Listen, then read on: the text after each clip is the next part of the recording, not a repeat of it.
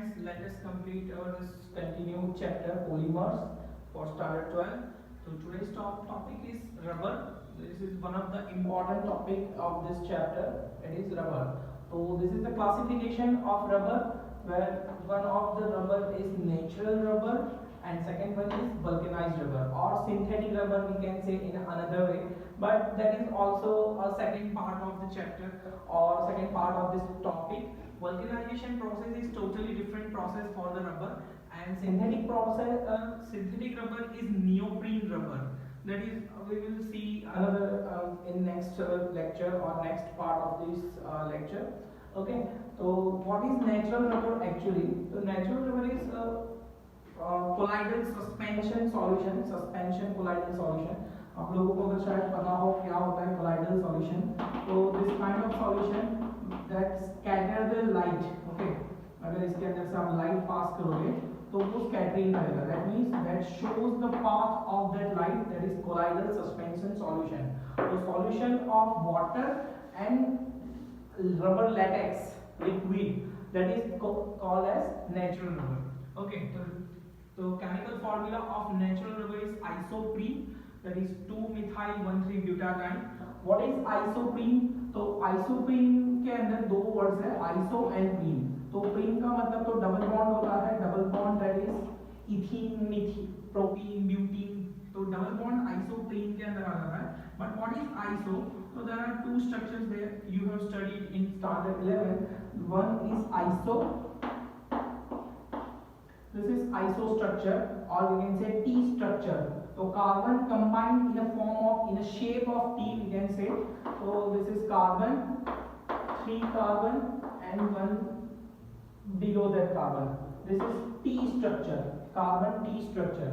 So this is iso structure, and one of them is, second one is neo structure. Okay, neoprene के अंदर हम लोग वो structure पढ़ने वाले हैं. तो नियो स्ट्रक्चर के अंदर होता है प्लस टाइप स्ट्रक्चर. तो कार्बन कनेक्टेड होता है ऐसे पॉजिटिव शेप के अंदर, ठीक है, ये प्लस स्ट्रक्चर है. This is neo structure. तो ये है आइसोब्यूटेन और ये है नियोपेंटेन. 5 कार्बन है, तो पेंटेन के अंदर नियोपेंटेन और ये है आइसोब्यूटेन. तो ये दो स्ट्रक्चर पहले आपको कंप्लीट होने चाहिए. उसके बाद होता है आइसोप्रीन. आइसोप्रीन के अंदर 2 बार अगर डबल बॉन्ड आए तो उसके लिए प्रीन सब वर्ड यूज किया जाता है. प्रीन मतलब 2 बार डबल बॉन्ड, एक ही एटॉम के अंदर 2 बार डबल बॉन्ड है, that's why it is known as prene. ठीक है, तो आइसोप्रीन के अंदर हम लोग नेचुरल रबर के अंदर सीस आइसोप्रीन टाइप यूज करेंगे. अब दो स्ट्रक्चर आप लोगों को पता होने चाहिए, cis and trans. This is also covered in standard 11 in chapter number 13.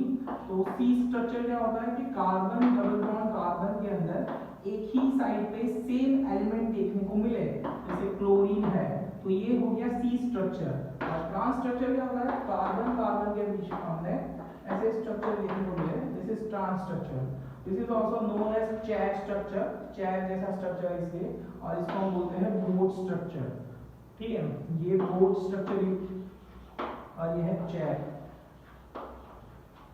ये दो तरीके के स्ट्रक्चर आपको पता होने चाहिए. तो हम लोग नेचुरल रबर के अंदर आइसोप्रीन यूज कर रहे हैं, that is cis S isoprene. तो वो बोट लाइक स्ट्रक्चर है, तो उसका केमिकल फॉर्मूला हम लोग देखने वाला है. उससे पहले उसकी जो प्रॉपर्टीज है, क्या है नेचुरल रबर की प्रॉपर्टीज. तो नेचुरल रबर के अंदर हाई इलास्टिसिटी होता है, इलास्टोमर टाइप पॉलीमर है, ठीक है. उसके अंदर नॉन लीनियर स्ट्रक्चर देखने को मिलता है, मतलब सिंपल चेन नहीं देखने को मिलता. आप यहाँ पर चेक करोगे तो वो एक स्प्रिंग जैसे स्ट्रक्चर है, ठीक है. दोनों तरफ से अगर आप खींचोगे तो वो एकदम इलास्टिक होगा, मतलब खींचा जा सकता है, ठीक है. तो खींचने पर वापस आने पर दोनों के बीच में गैप जो होता है उसके अंदर फोर्स होता है, that force of known as van der Waals forces. और वो वान डेर वाल फोर्सेस क्या करते हैं, ये लोगों को अलग रखते हैं, मतलब पास में नहीं आने देते, बहुत ज्यादा कंप्रेस नहीं होने देते, ठीक है. That's why the elasticity of rubber maintains every time. और इलास्टिसिटी के अंदर उसको कितना भी आप खींच लो, मतलब ऐसा नहीं कि उसको तोड़ ही देना है, आप खींचो तो वापस अपने पोजीशन में आ जाएगा, ठीक है. That is non linear structure. And third one is weak van der Waals forces occur between them, ठीक है. Weak van der Waals forces are occurred between the molecules. तो इलास्टोमर के अंदर ये 3 प्रॉपर्टीज है. अगर आप इसका स्ट्रक्चर देखोगे तो उसका स्ट्रक्चर है 2-methyl-1,3-butadiene. तो 2-methyl-1,3 ब्यूटाडाइन को अगर आप इसका स्ट्रक्चर देखोगे, नॉन लीनियर स्ट्रक्चर, तो मैं आपको ड्रॉ करके दिखाता हूँ कैसे आप ड्रॉ कर सकते हो। तो कार्बन कार्बन के बीच में पहले तो डबल बॉन्ड होता है, मैंने बोला सीस टाइप बनाना है, ठीक है। तो सीस के अंदर एक साइड पे होता है CH2, एक साइड पे होता है CH3, और सीस के अंदर नीचे के दोनों साइड होता है CH2 और एक होता है H, ठीक है। दिस इज नॉर्मल आइसोप्रीन, इसका पॉलीमराइजेशन करके बनाया जाता है। तो अगेन क्या करेंगे, इसके साथ ये चेन यहाँ पर खत्म हो गया, इसके साथ क्या होगा, दूसरा कार्बन CH2 ज्वाइंट होगा, यहाँ पर CH2, फिर again carbon double bond carbon, अब ऊपर के साइड दो CH2 होंगे, नीचे के साइड क्या होगा, तो देखो इसका उल्टा बनाना है यहाँ पर उस तरफ, तो यहाँ पर एक H जो खत्म हो गया, यहाँ पर हो जाएगा CH3। तो आप देखोगे पहले CH3 इस तरफ ऐसे था, फिर CH3 इस तरफ, इसका उल्टा दूसरा, फिर ये चेन चलता जाएगा। This is isopropene polymer, okay, isoprene polymer है या आइसोप्रोपीन भी बोल सकते हो आप। तो आइसोप्रीन पॉलीमर और 2-methyl-1,3 ब्यूटाडाइन पॉलीमर, तो ये है totally natural rubber. Next topic will be vulcanized rubber, ठीक है। तो वल्केनाइजेशन प्रोसेस आप लोगों को पता होना चाहिए, वो भी आप लोग लोअर स्टैंडर्ड्स के अंदर सीख के आए हो, क्या होता है वल्केनाइजेशन ऑफ रबर, उसका हम लोग केमिकल फॉर्मूला देखेंगे, क्यों वल्केनाइजेशन करना है वो भी सब देखना है next portion of this topic, okay.